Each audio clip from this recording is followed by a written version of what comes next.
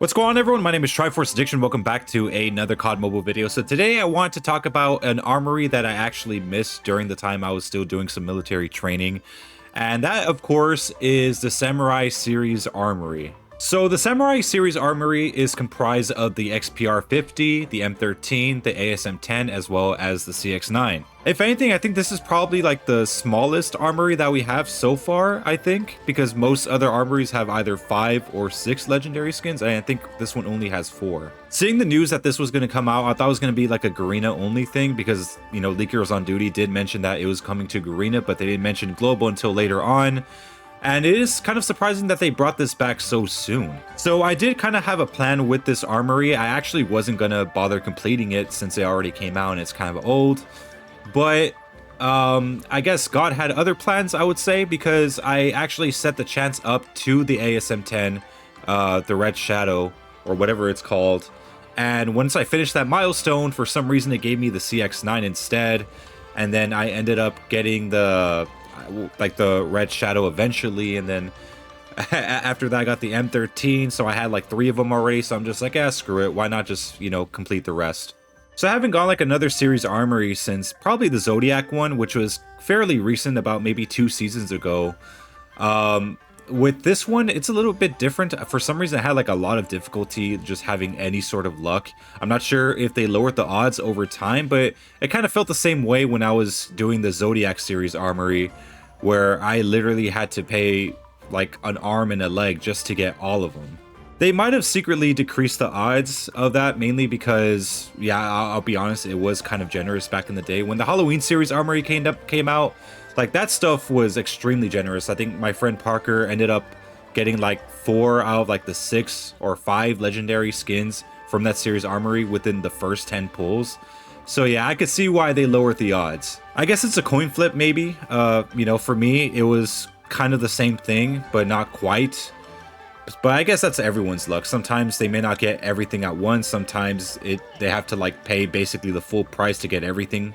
But who knows? So I thought it could be just a pretty good idea just to review all 4 of them, since I already have them all here and ready to be, I guess, reviewed. I'll try to make the video as quick as possible. I know it's like 4 different blueprints in one, so I'll try to be fast with it. So starting with the XPR skin, I know a lot of people actually consider this to be one of the best legendary XPRs that we have, and I guess that's not really much of a big thing since there's like 2 of them.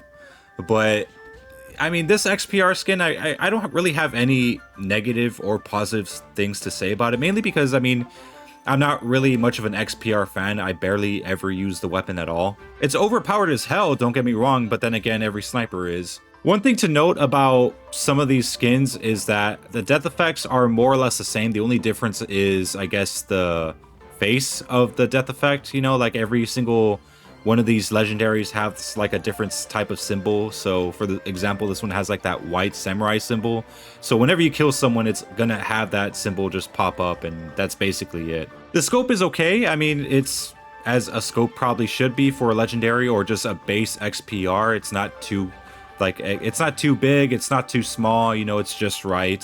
One of the best features of this legendary skin particularly is the camo coverage. So there is a lot of camo coverage going on here. It basically covers the entire gun.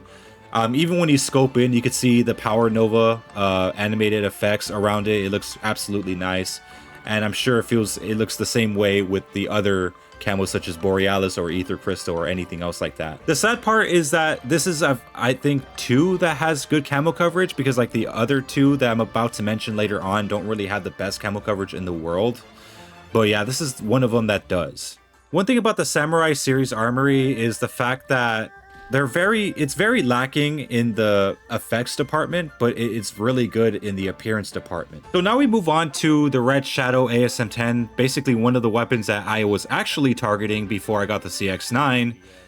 This one was the one that I wanted the most, and mainly because I've been stuck with the Abyssal Agent since for like about 3 to 4 years at this point, so it's nice to have something that's new for the ASM10. The Red Shadow is actually the legendary skin that is the oldest one, because this one came out prior, probably like 2 or 3 years prior to the Samurai series armory. So this is the oldest one, and for anyone that did own this previously, you were awarded 1000 series points that you could use towards this armory draw. Fun fact for those of you guys that weren't around during that time, this was the legendary skin that came with the Branson barrel for the ASM10. And also, it came out a week before the Branson barrel was actually released to the public. So for maybe about a week, this weapon was genuinely pay to win. But in my experience, I faced a lot of people that bought this day one. And for some reason, they didn't even bother to use the Branson barrel against me. Maybe they were afraid that it would have sucked. But at the time, the Branson barrel was actually a very good attachment. It is now, but I mean, if anything, the ASM10 in general is a much better weapon than it was during that time. But it kind of shocked me that no one was actually using the Branson barrel during the time that it came out the first time. So the effects are pretty cool. I mean, the death effect, my only criticism is that it's kind of like lacking in the sound department. Especially if you kill a target from a further distance, you won't really hear it. I mean, for me, whenever I got killed by it, I always heard it, but that's obviously because it's right there. But whenever I'm killing the enemy with it, like, I almost never hear it. Iron Sight's pretty solid. I mean, most ASM10 Iron Sights are pretty solid. Hell, the ASM10 base form is pretty, good with its Iron Sight as well. So no complaint there. The only issue, well, other than just the death effect sound, is probably the camo coverage. So the camo coverage on this gun is actually probably one of the worst I've seen for a legendary skin. So moving on to the third legendary skin that we do have here, it's the M13 Risen Shadow. So this is another one of the main targets I was actually focusing on for the series Armory. And honestly, for good reason. I mean, if you take a look at this looks absolutely insane. I remember a few months ago starting to play this game again, I did see one person with it, and ever since then I really didn't see it again. But I was always so fascinated in this skin, mainly because of how it looked. And, at the time, he was actually using Ether Crystal on the weapon skin. And honestly, it looked absolutely incredible. And again, this is one of those skins that actually has good, decent camo coverage. Obviously, since it's purple, I decided to use Ether Crystal with the gun skin. And it just looks absolutely incredible because of it. One thing I've heard a lot of people criticize this skin for is the Iron Sight. So the Iron Sight, I personally don't really have a problem with. I mean, most Iron Sights for the M13, especially legendaries, aren't really that bad. I know a lot of people also gave the Liminal Flare some flack for the same reason. But even then, I mean, it was still a pretty decent Iron Sight. Most M13 legendaries are alright. I think a lot of people gave it criticism maybe because like the little edges of the Iron Sight, but I mean, if you could just overcome that, it's not really that difficult. Truth is, I think a lot of people got spoiled by the Morningstar Iron Sights. They expect every skin to look something like that, but obviously it can't always be the case. I would say the entire appearance is basically like the main focus on this one. I mean, like I said, like the whole Armory, it kind of lacks in the effects department, but it makes up for it for the appearance. I think that's probably what draws a lot of people to these designs in the first place. So now we move on to the final legendary skin that we get for the series Armory, which is the CX9 Vibrant Ashes. So before I actually review this real quick, I do kind of want to apologize for my error in judgment when I was recording this footage. I should have used some other different camo to show you how good this actually looks. But the initial skin without any camos or with something that's not Borealis actually looks pretty cool. It's like most of the gun is actually gold, but the reason why I put Borealis on it was mainly because the camo coverage on this one also kind of sucked. It was shiny, yes, like I said, it was kind of like this solid gold color, but at the same time, the only time you could ever really see the camouflage that you have on it is when you're reloading or inspecting it. I was actually going to target this one back when I didn't have the CX9 Mythic, because I didn't even get the Mythic CX9 when it first came out. I waited until it came back, so unfortunately that one came back first, but I ended up getting this one anyways because of stupid luck. So first and foremost, the Iron Sight is actually pretty good, especially for a legendary skin. All the epics for the CX9 so far that we've gotten, those two Battle Pass ones, well, I mean, I think one was like the tier 50, it was like a Halloween themed one, and then we got one later on. Both of them are good, but they're not quite that great. We don't really have good Iron Sights unless it's the Mythic or this one. And that unfortunately seems to be the case for like a lot of guns that are relatively new. They don't have a lot of skins that help with the Iron Sight unless they're Battle Pass skins, like such as ones like when they get released. So for the CX9, unfortunately, we haven't had any really good luck getting any sort of like epics or anything like that that are not from the battle pass.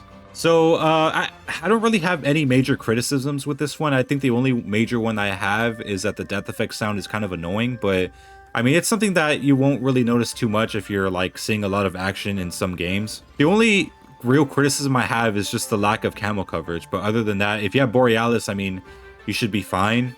So yeah, I mean, that's really the only issue I have, but at the same time, it's still kind of a downside because you get rid of that gold design. So now that we got kind of like the reviews out of the way, I do also want to discuss what you actually get for receiving all of them.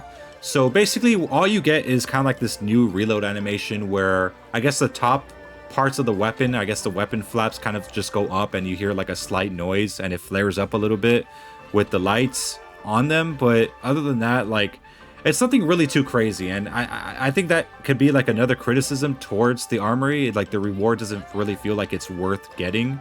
But it's also worth mentioning that this is kind of like the first of its kind, because after this one we had the Zodiac series Armory where it actually gave you like a completely new weapon inspection. So you could really tell that the devs were kind of experimenting with having a feature like this. So of course it's not going to be that crazy. It's the kind of thing where the devs kind of have to learn from it, you know. Sometimes not everything's going to look amazing the first time around, but it's okay with me. I mean, I got the skins that I wanted and I guess more.